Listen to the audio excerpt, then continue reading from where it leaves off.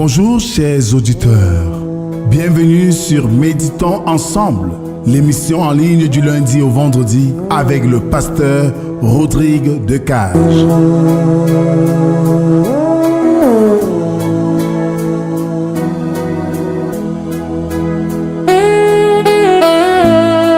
Chaque jour, nous prenons quelques moments pour nous recentrer, nous apaiser et nous connecter avec l'essence de la foi et de la paix intérieure. À travers des méditations guidées, des réflexions et des prières, nous vous invitons à trouver un espace de calme et de renouvellement spirituel dans votre journée.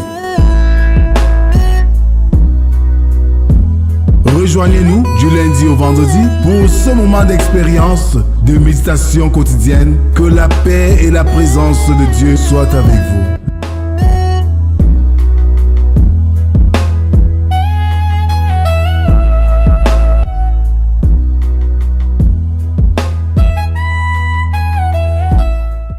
Alors, bien-aimés dans le Seigneur, bonjour.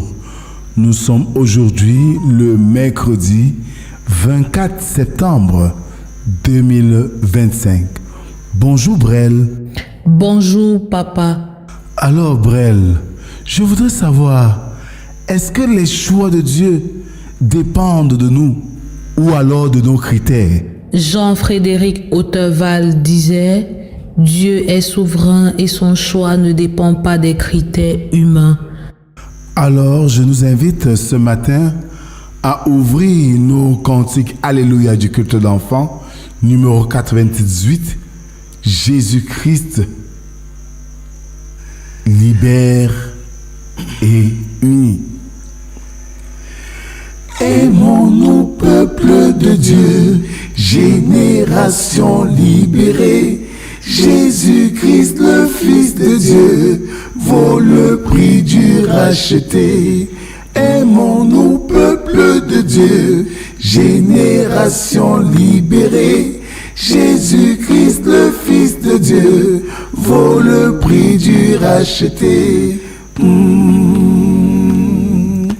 Des mains de l'ennemi qui tournent l'amour pour la haine, des mains de l'ennemi qui tournent l'amour pour la haine.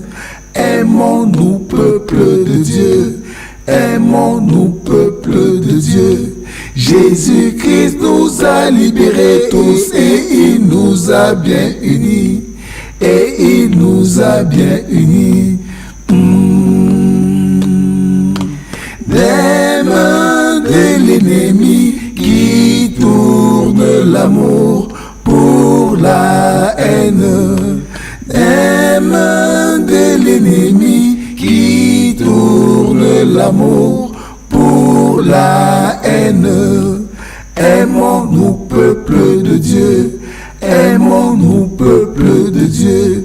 Jésus-Christ nous a libérés tous et il nous a bien unis, et il nous a bien unis. Adorons le Seigneur avec le psaume 42, les 5 premières strophes. Comme une biche soupire après des courants d'eau, ainsi mon âme soupire auprès de toi, ô Dieu. Mon âme a soif de Dieu, du Dieu vivant. Quand irai-je et paraîtrai-je devant la face de Dieu?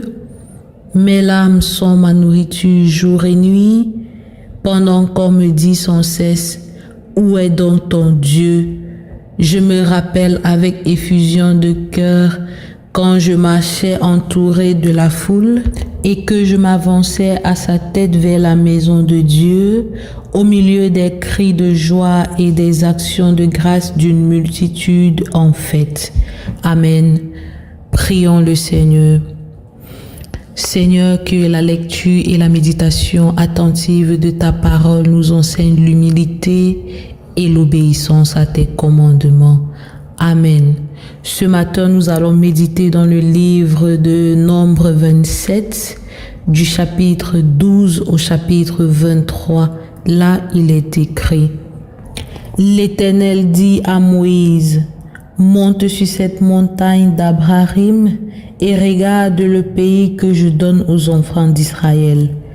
Tu le regardes, mais toi aussi tu seras recueilli auprès de ton peuple, comme Aaron, ton frère, a été recueilli.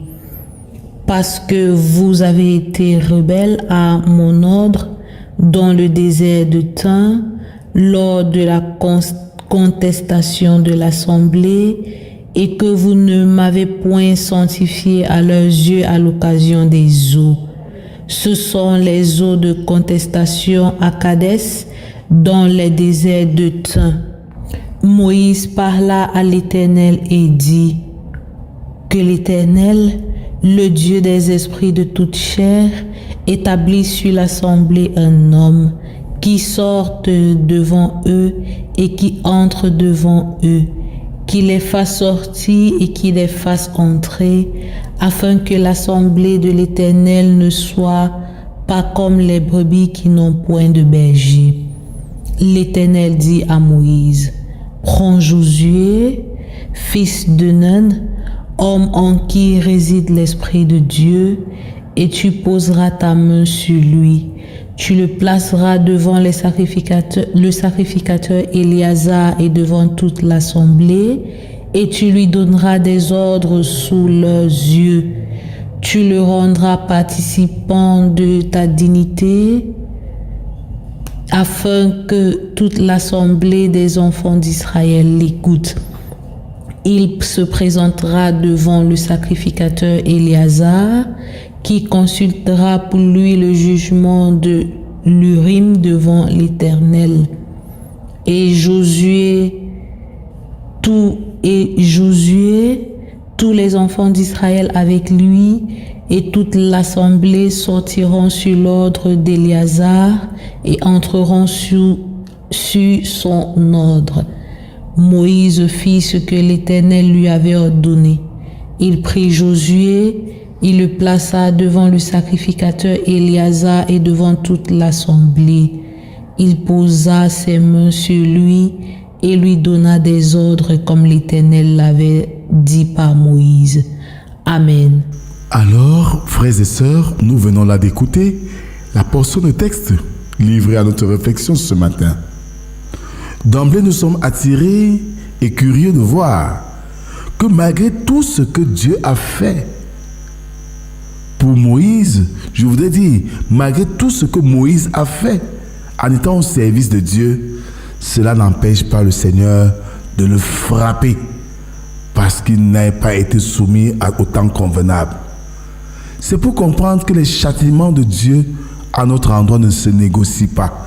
Quand il doit frapper, il frappe comme il veut, quand il veut, où il veut et qui il veut.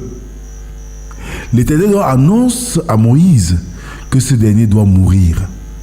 Toutefois, pas avant que le patriarche n'ait eu la satisfaction de voir la terre promise. Cette perspective sur le pays de Canaan est une image de l'espérance que l'on peut avoir par la foi d'une contrée merveilleuse, les cieux. Et c'est pour cela que nous, humains, la mort ne doit pas être pour nous une fatalité. La mort est un gain pour celui qui croit. C'est un repos mérité.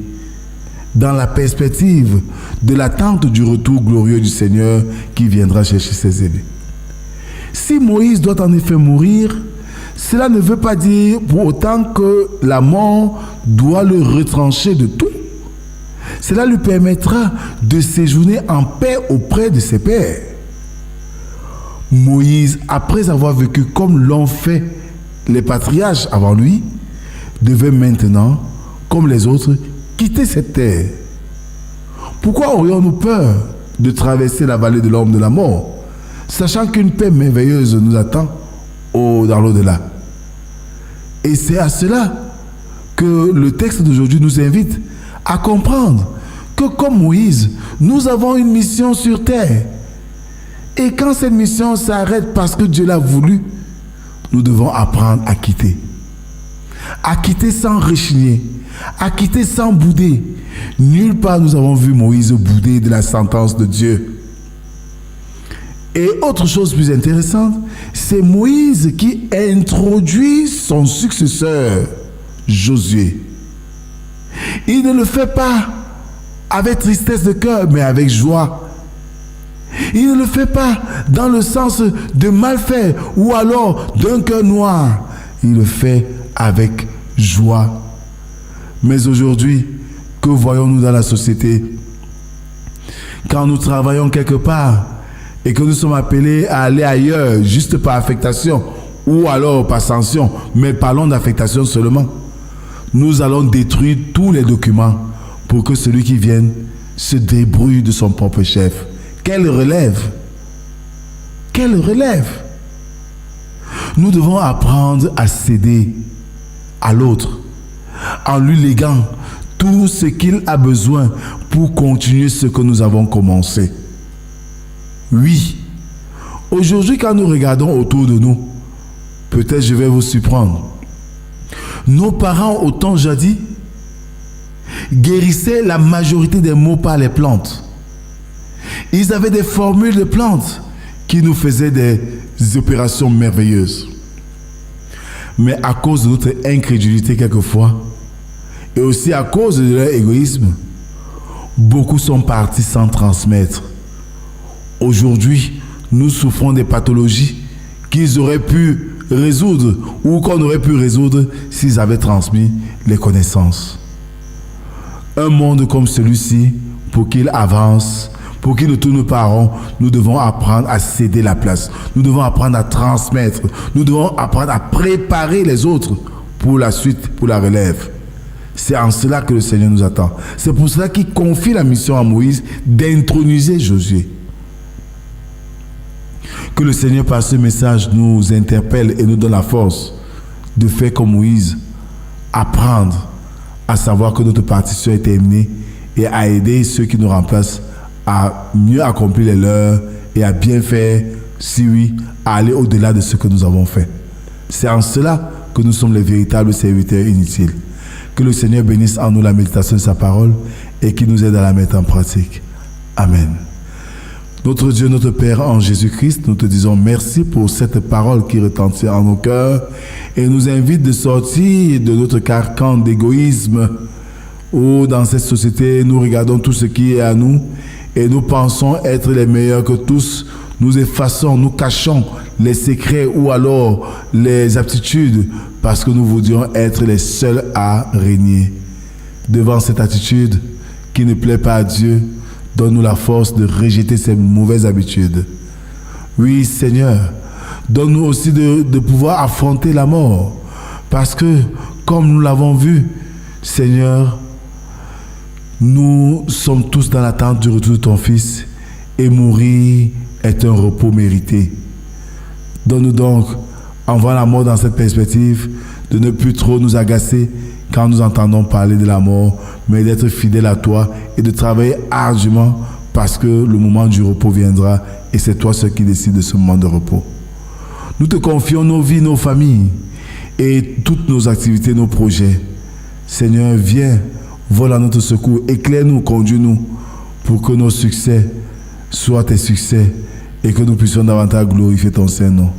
C'est au nom de Jésus-Christ, ton Fils, que nous t'avons ainsi prié, lui qui nous a appris à te dire: Notre Père qui es aux cieux, que ton nom soit sanctifié, que ton règne vienne, que ta volonté soit faite sur la terre comme au ciel. Donne-nous aujourd'hui notre pain de ce jour. Pardonne nos offenses, comme nous pardonnons aussi à ceux qui nous ont offensés. Ne nous soumets pas en tentation, mais délivre-nous du mal, car c'est à toi qu'appartiennent le règne, la puissance et la gloire pour les siècles des siècles. Amen. En guise d'exhortation, bien-aimés, faisons confiance en Dieu et lorsque nous avons une mission à faire, faisons-la très bien et lorsque viendra le moment de partir, transmettons le pouvoir et les connaissances pour une continuité efficace, ceci pour la gloire de notre Dieu. Que la grâce, la paix et l'amour de Dieu nous inondent pour toujours et à jamais, au nom du Père, du Fils et du Saint-Esprit, un seul Dieu éternellement béni. Amen. Bonne journée à tous et à demain si Dieu le veut. Shalom, shalom Brel. Shalom à tous, shalom papa. Aimons-nous, peuple de Dieu, génération libérée. Jésus-Christ, le Fils de Dieu, vaut le prix du racheté.